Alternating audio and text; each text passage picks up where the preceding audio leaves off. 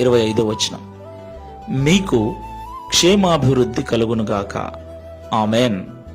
నా ప్రియులారా, మనమందరం కూడా అభివృద్ధి చెందాలని, ఉన్నత స్థితికి వెళ్ళాలని ప్రయాసపడుచు ఉంటాం, కష్టపడుచు ఉంటాం, ప్రార్థిస్తూ ఉంటాం కూడా.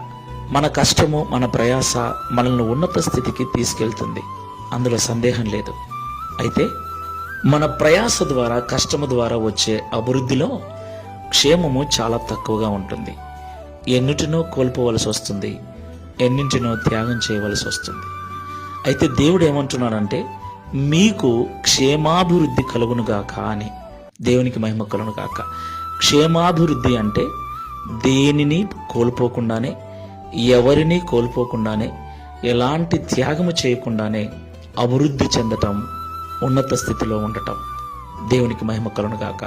ఆలోచించండి, నేను ఈ స్థితికి రావటానికి ఎన్నిటి